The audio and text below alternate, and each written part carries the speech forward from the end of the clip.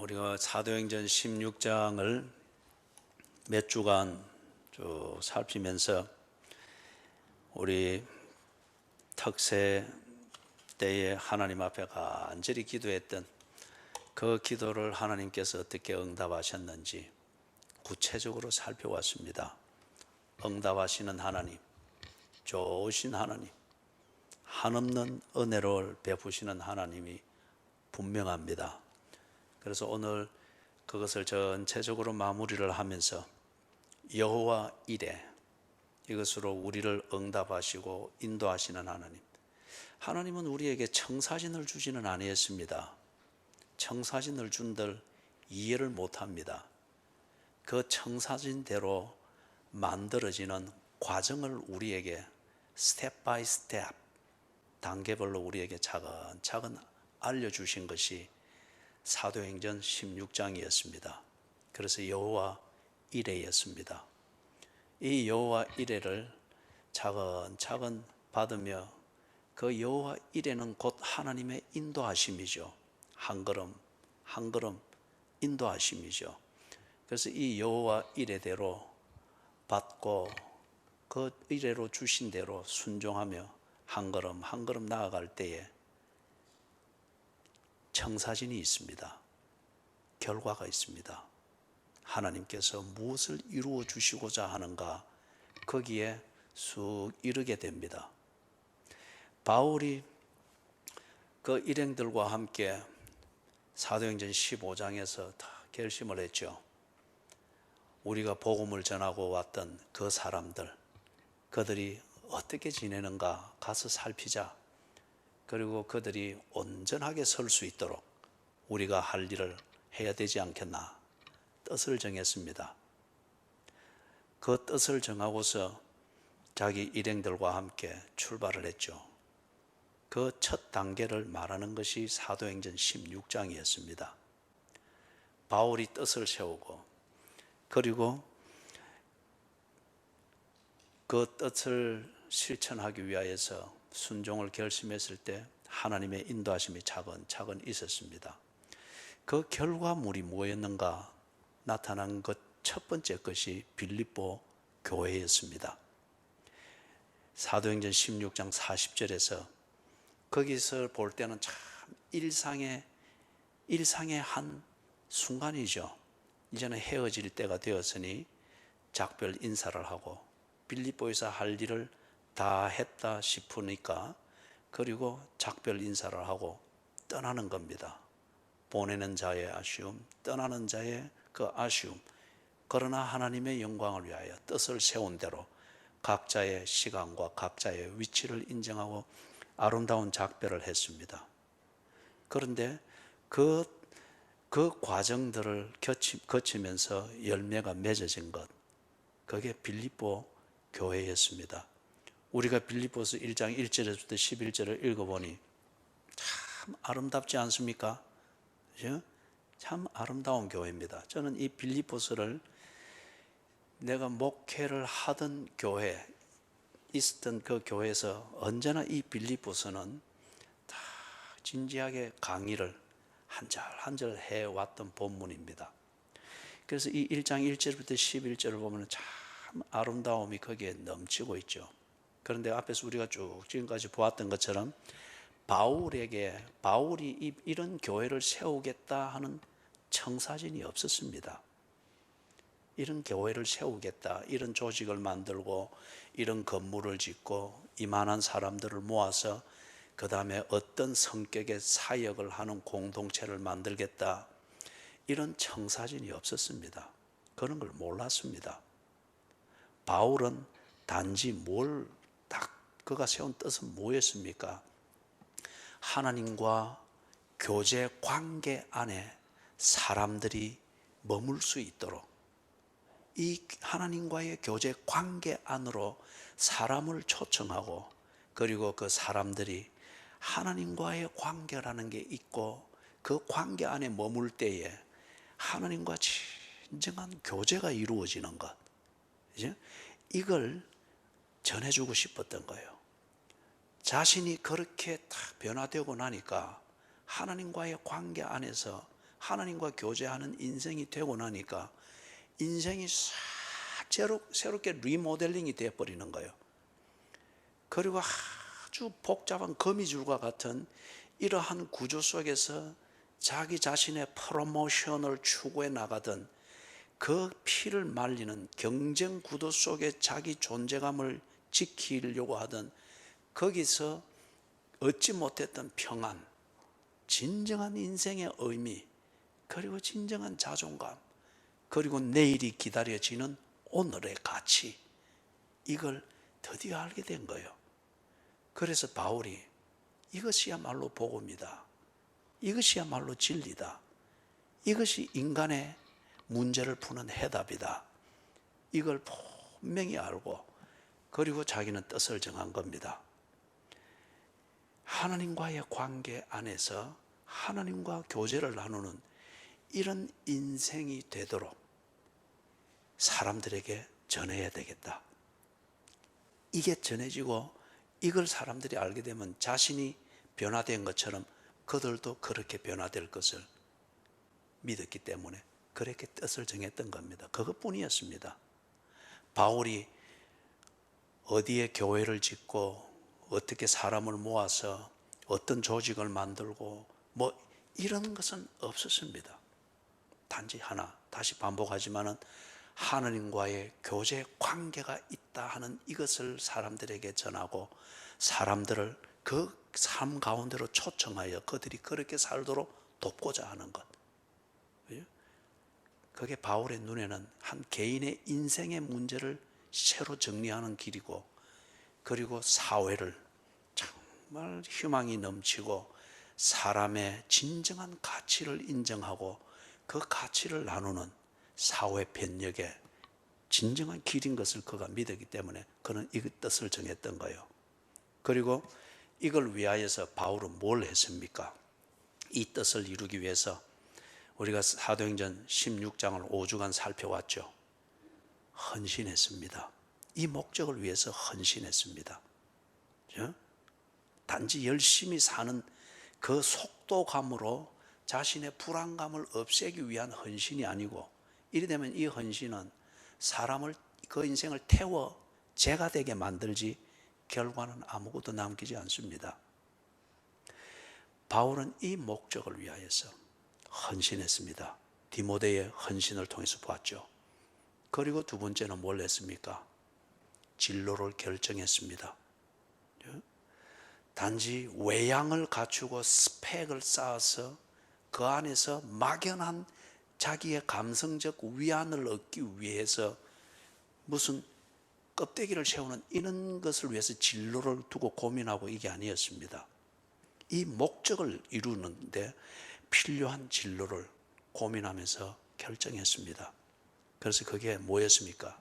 성령의 인도하심에 언제나 적극 순종할 수 있도록 자기를 다 내려놓았습니다.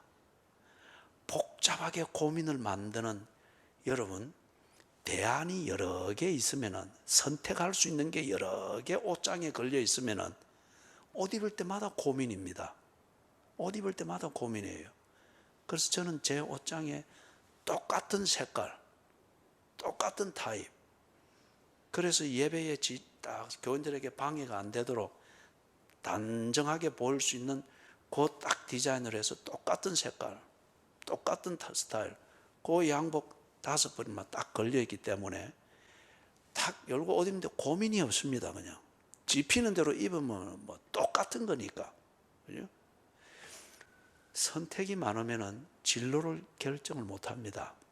언제나 고민을 하죠. 그래서 바울이 성령의 인도하심을 구했던 그 진정성대로 성령의 인도하심에 적극 순종할 수 있도록 다른 대안들과 선택들 다 내려놓았습니다.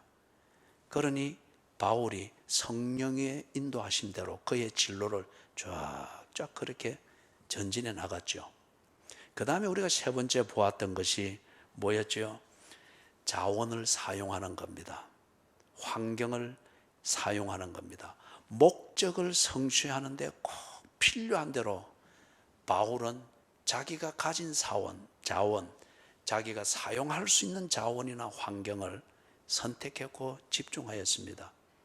목적을 이루는데 목적을 이루는 것과 상관없는 자원, 이것에 바울은 눈을 돌리지 않았습니다. 그리고 목적을 이루는 것과 상관없는 그런 것에 또 그런 어떤 일들의 자원을 사용하고 환경을 만들고 하는 것에 바울은 시간 낭비하지 않았습니다. 목적을 이루는 그것을 위해서 그는 모든 자원을 집중하여 사용했습니다.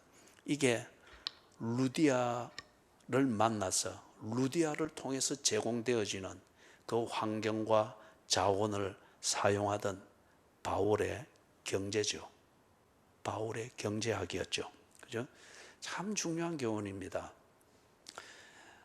목적을 이루는데 필요한 자원을 구하는 것, 그리고 목적을 성취하는 데 유익하도록 자원을 집중하여 쓸 수 있는 것, 이게 정말 경제학의 A부터 Z까지 전부지 않습니까? 그죠? 돈을 벌어야 하는 이유, 돈을 관리해야 되는 이유, 돈을 사용해야 되는 이유, 목적을 이루기 위한 것이죠. 목적이 가치가 없다면, 내가 신뢰할 수 있는 목적이 아니라고 하면, 그런 것 같으면 그 사람의 경제학은 아마 초점이 없을 겁니다. 그죠? 내가 인정하지 않고 내가 무가치하게 여기는 그런 목적을 가지고 있는데, 무슨 그걸 위해서 뭐 자원을 마련하고 자원을 집중하여 사용하고 그런 게 있겠습니까? 그냥 적극적인 재미를 위해서 살기 위하여 자원에 매달려 살겠죠. 바울이 오직 하나의 그 목적, 자기가 세운 그 뜻, 이것을 성취하는데 필요한 자원, 필요한 환경, 그리고 집중하여 사용하는 것을 보았습니다.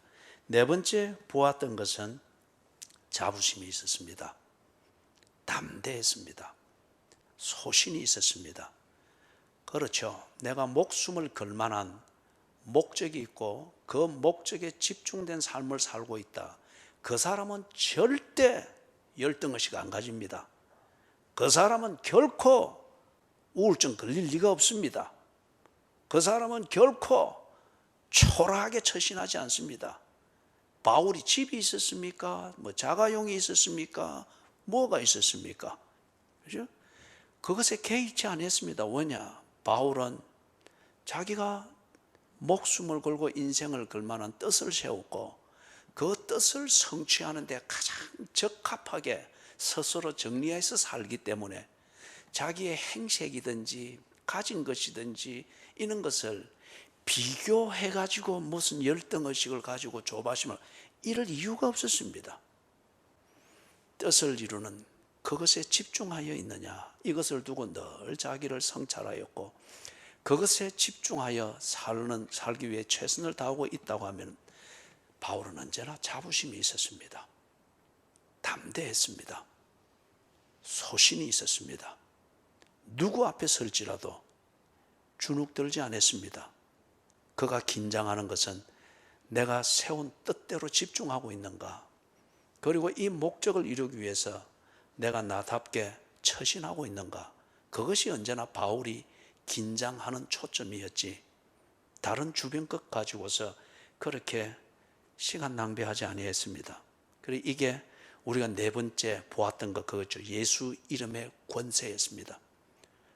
그렇기 때문에 바울은 당신의 목적을 이루는 것을 위해서 그가 절대 의지할 수 있는 권위, 그리고 그가 절대 근거하는 그 권위는 예수 이름의 권세였습니다. 그렇기 때문에 바울은 돈이 없거나 무언가 남들이 부러워할 만한 그런 학벌, 그런 종류의 학벌이 없다고 해서 기죽고 목적을 포기하고 그러지 않았습니다. 예수의 이름에 권세가 있으면은 바울은 자기가 세운 뜻을 이루는 것에 준비가 다 됐다 분명히 믿었습니다. 그렇기 때문에 귀신이 장난을 쳐도 그는 두려워하지 아니었고 예수의 이름의 권세로 명령했습니다. 떠나가라!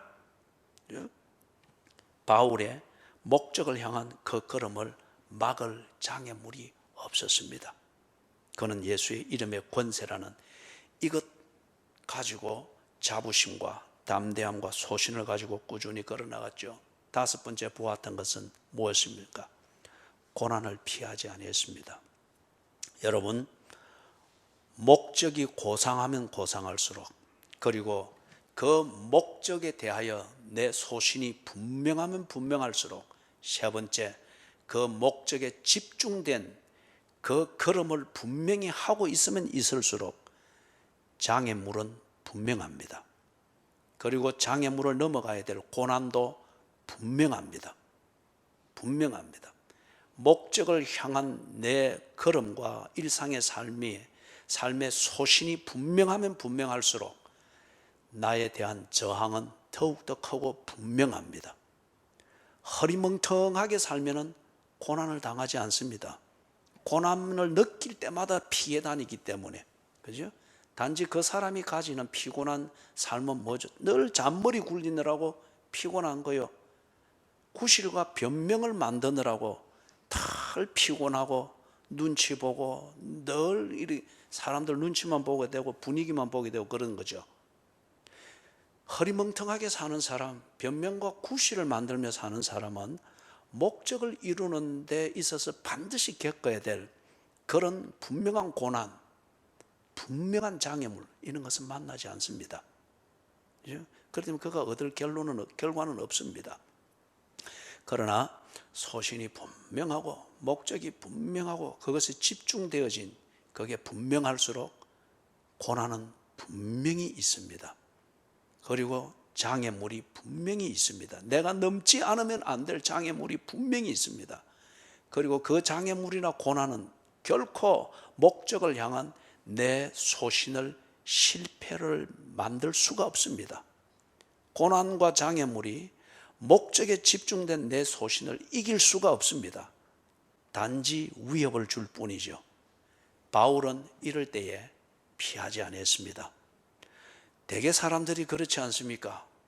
명분을 만지작거리면서는 뜻을 고상하게 세웁니다. 그리고 우선 평탄할 때는 명분을 가지고 폼 잡으면서 좀 갑니다. 그러나 조그만한 고난, 요것을 첫 번째 딱 만나게 될 때에 머뭇거립니다. 그러고서는 변질과 변절을 합리화시키는 잔머리를 굴리기를 시작합니다. 아, 이게 하나님의 뜻이 아닌 모양이다. 그때 내가 너무 세게 기도했는 모양이다. 아니면 내가 지금 이 광신도로 지금 가는 모양이다. 기독교인인 같으면 그런 식으로 해서 합리화를 이렇게 여러분, 모든 것은 다 합리화할 수 있습니다. 이게 이론, 논리의 마술입니다. 모든 것은 다 합리화할 수 있죠. 그래서 우리나라에서 오래부터 내려오는 속담이 있죠. 처녀가 알을 베도 뭐가 있다고요? 여러분이 그걸 모르는 건 여러분이 변명할 줄 모르는 사람인 게 분명합니다. 그죠? 사랑하는 여러분, 명분을 만지작거리면서는 고상한 뜻이 다 세워지고 그래 살아야지 결심을 고상하게 하지요. 그러나 현실적으로 그것을 해석할 때 얼마 안 가면 고난을 만나고 장애물을 만납니다. 그런 목적을 세우지 않았더라면, 그 목적에 대해서 내가 소신을 가지지 않았더라면 당할 필요가 없는 고난과 어려움을 딱 만나게 됩니다. 그럴 때에 휘리릭 바뀌어버리는 거예요. 변명과 구실과 화려한 합리적 구실과 변명을 만들면서 또 이 대안을 찾고 저 길을 찾고 모색을 하게 되죠. 바울은 그러지 않았습니다. 목적을 이루기 위하여서 고난을 당할 때에 당당했습니다. 왜냐? 그게 참 힘들죠. 그러나 이게 목적을 이루기 위해서 반드시 치료해야 될 대가인 것을 알고, 그 다음에 이 고난을 당한다고 해서 내가 부끄러운 짓 한 게 아니며 내가 실패한 것이 아니다 하는 것을 분명히 알기 때문에 그는 장애물을 넘어가듯 당당하게 고난 앞에 맞섰습니다. 이것을 우리가 지난 주일날 보았죠. 자, 사랑하는 여러분, 바울이 이렇게 했을 때 여호와께서 한 단계 준비한 것을 바울로 하여금 보게 하고, 그 여호와께서 준비한 것, 이게 여호와 이레지 않습니까? 준비한 대로 받고 그리고 순종했습니다. 자, 순서는 이렇습니다. 바울이 작은 믿음을 가지고 믿음만큼 하나님을 순종하려고 했습니다. 그럴 때 하나님은 그 순종을 받으시고 그 순종대로 살아갈 수 있도록 한 단계씩 인도해 주셨습니다. 여호와 이레입니다. 헌신해라. 헌신했습니다. 네 진로를 뜻에 맞도록 정해라. 다른 것을 다 내려놓았습니다. 네 자원과 환경을 뜻을 이루는데 집중하여 사용할 수 있도록 해라. 다른 구차적인 외모를 꾸미는데 정신 팔지 않고 딱 집중했습니다. 권세가 네게 있음을 알고 담대해라. 구질한 변명과 눈치 보는 것 딱 단절하고 뜻을 이루는데 꼭 필요한 권세, 이것을 가지고 전진하는데 집중했습니다. 고난을 피하지 말아라. 가는 행로에서, 과정에서 겪어야 될 것이며 이걸 통해서 네가 성숙할 것이다. 그 여호와 이레를 받았습니다. 그리고 담대했습니다. 순종의 성숙입니다. 그리고 한편 하나님은 그 순종을 전진이 되도록 차근차근 여호와 이레로 인도해 주었습니다. 그 결과 무엇이 나왔습니까? 열매가 나왔습니다. 바울에게 없던 청사진, 그 청사진이 순종의 결과 열매로 바울 앞에 다 나왔습니다. 그게 빌립보 교회였습니다. 그 아름다운 교회, 빌립보 교회였습니다. 사랑하는 여러분, 이 바울의 모범을 통하여서 우리 자신을 조금 돌아볼 수 있기를 바랍니다. 복잡한 이야기를 하려고 하는 게 아닙니다. 우리가 지난 한 5주간 자세히 살펴봤습니다. 우리 자신을 다 살펴보십시다. 바울이 뜻을 세웠던 것은 하나님의 영광을 위하여 내가 이렇게 살리라.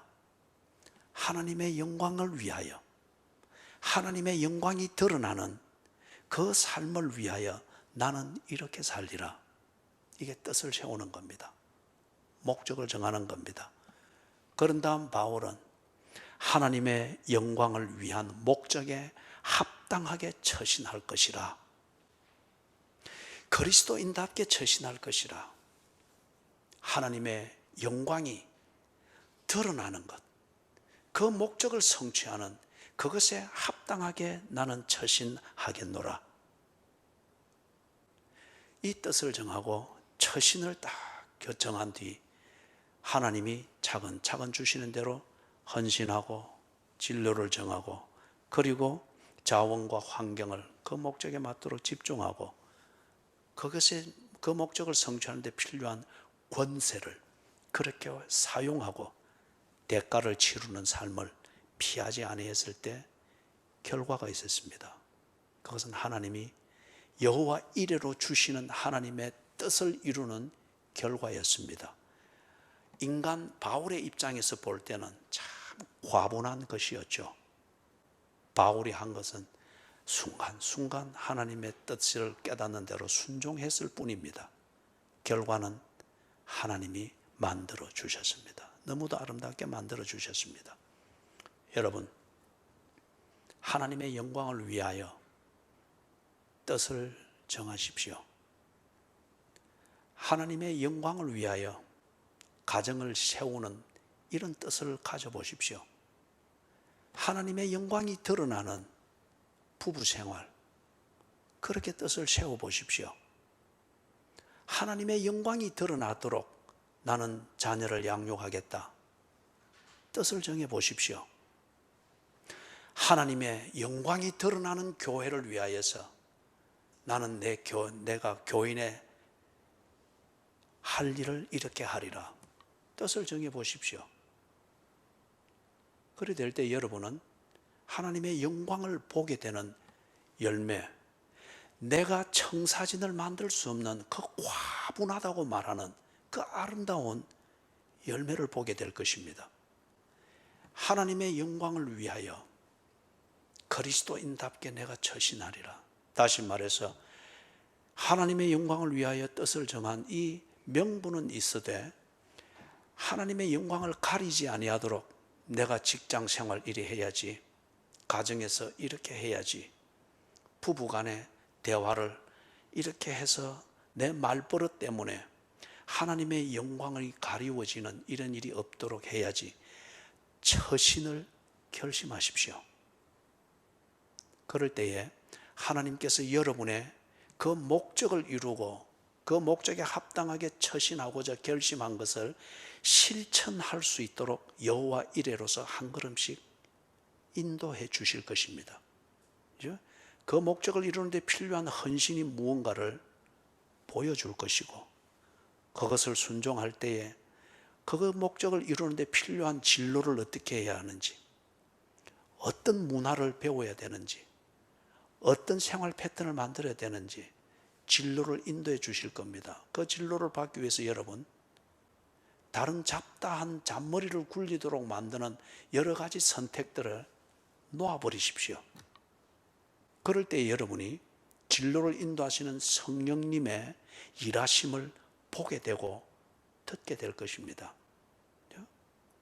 그렇게 순종할 때에 여러분의 목적을 이루고 그 결심을 이루는 데 필요한 자원과 환경이 그만큼 주어지게 될 겁니다. 그런 경제가 만들어질 겁니다.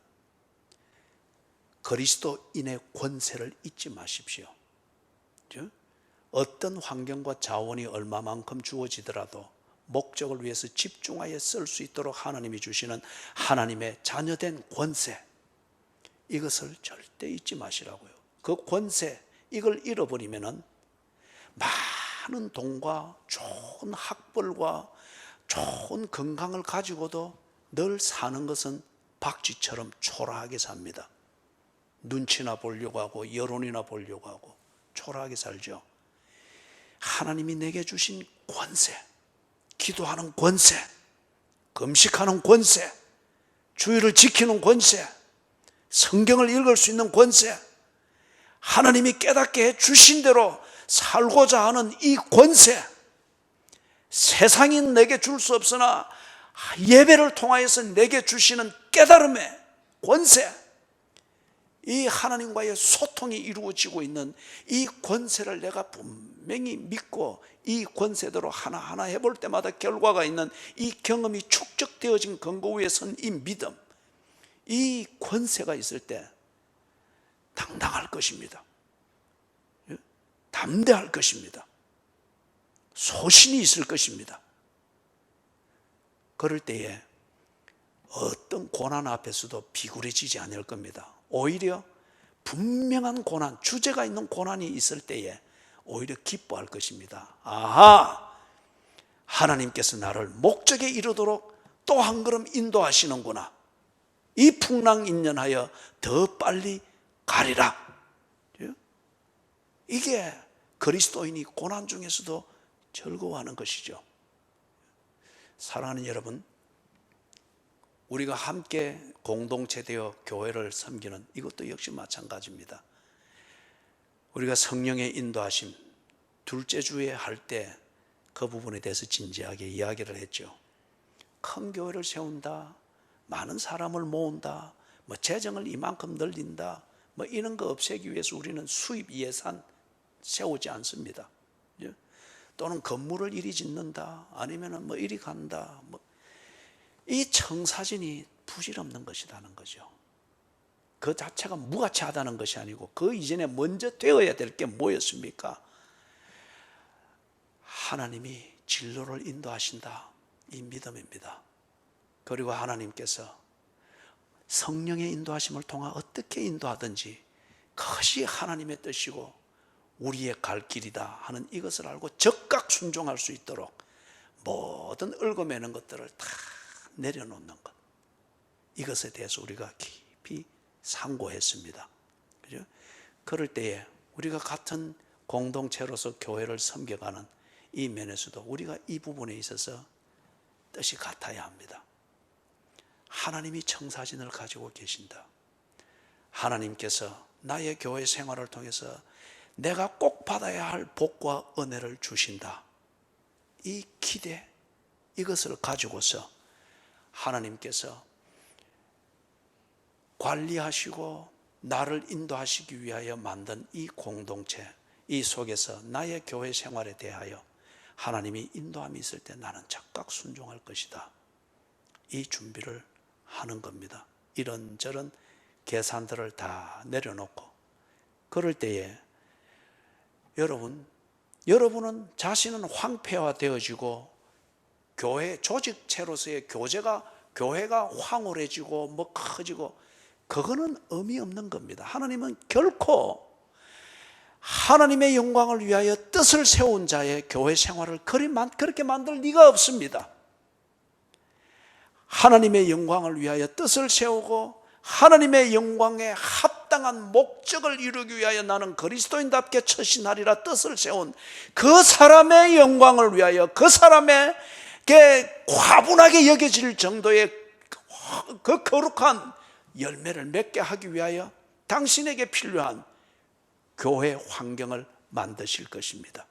그죠? 당신에게 필요한 조직을 만들 것이고 당신에게 필요한 건물을 줄 것이고 당신의 그 뜻을 이루는 데 있어서 교회 생활이 꼭 필요한 그 맞는 환경으로서의 교회 위치, 교회 건물, 교회 조직 그리고 특징 있는 사역들을 하게 하실 것입니다. 여러분의 그 뜻을 이루기 위하여서. 사랑하는 여러분, 하나님의 영광을 위하여 뜻을 세우십시오. 하나님의 영광에 합당한 처신을 할 것을 결심을 하십시오. 그게 어떤 사람에게는 가정의 문제일 수 있겠고 어떤 사람에게는 직장의 문제일 수 있겠고 어떤 사람에게는 재정을 관리하는 문제일 수 있겠고 어떤 사람에게는 건강의 문제일 수 있겠고 뭐 어떤 사람에게는 교회 생활의 문제일 수 있겠고 각자가 막혀있는 그 지점이 있습니다. 그 지점에 이르면은 변질이 되고 변절이 되고 구질구질한 변명과 구실을 만들면서 언제나 합리적인 뭔가를 찾아서 헤매는 그 지점이 있습니다. 그런 인생의 문제가 있습니다. 그 부분에 대해서 뜻을 정하십시오. 사도행전 15장에서 바울이 그랬던 것처럼 하나님의 영광을 위하여 나는 이 부분에서는 이렇게 살리라. 뜻을 정하십시오. 그리고 하나님께 구하십시오. 순종하겠습니다. 하나님 이 고비를 넘어갈 수 있도록 제게 여호와 이레의 응답을 주시옵소서. 하나님과 교제하십시오. 그러면 하나님께서 차근차근 보여주실 것입니다.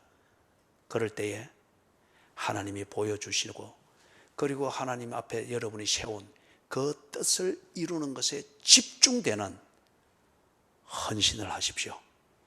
그 뜻을 이루는데 집중되는 진로를 정하십시오. 그 목적을 성취하는 데 집중된 자원을 사용하십시오. 그리 되도록 자원을 사용하시고 하나님의 자녀된 권세를 절대 잊지 마십시오. 그리고 목적을 이루는 과정에 피할 수 없는 고난이면은 담대하게 맞서십시오. 여러분을 패배시킬 고난은 없습니다. 그 고난은 여러분의 성숙을 위하고 목적 성취를 위해서 반드시 넘어가야 될 계단입니다. 하나님께서 그렇게 인도하실 겁니다.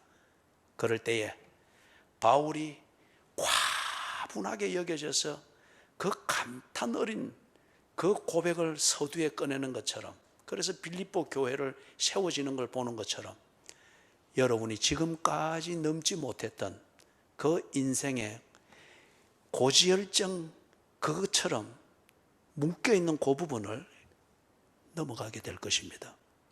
그리고 여러분의 하나님의 영광을 위하여 뜻을 정하고 사는 그 삶으로 인해서 여러분을 돌보기 위해서 여러분의 교회 생활을 위해서 주신 이 환경도 여러분의 그 고상한 뜻을 이루는데 꼭 적합하도록 교회의 환경을 하나님께서 다듬어 가실 것입니다. 사랑하는 여러분, 청사진 가지고 논하지 마십시다.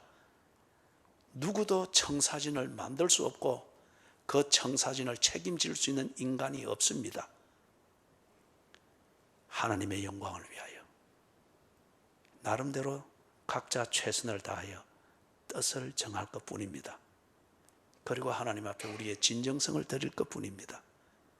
그럴 때 하나님은 그 뜻을 이루도록 청사진을 가지고 인도하실 것입니다. 한 해 동안 하나님이 여호와 이레로 인도해 주신 것 감사합니다. 그리고 이 한 해가 경험이 되어서 새해에도 하나님께서 우리를 그렇게 인도해 주실 것 기대합니다. 이것을 알았으니 지나가는 해와 다가오는 새해 이 중간 고리에서 내 자신이 무엇을 해야 될 것인가, 이 부분에 대해서 분명히 깨어나기를 바랍니다. 지금 내가 해야 될 것은 하나님의 영광을 위하여 뜻을 정하는 겁니다. 결과는 하나님이 만드실 것이고, 올해 그렇게 했던 것처럼 내년이라는 시간도 그 결과로 이끌어가는 하나님의 인도하심의 과정이 될 것입니다. 하나님의 영광을 위하여 뜻을 정하고 그 뜻을 성취하는 데 집중된 순종의 삶을 사시기를 주님의 이름으로 축원합니다.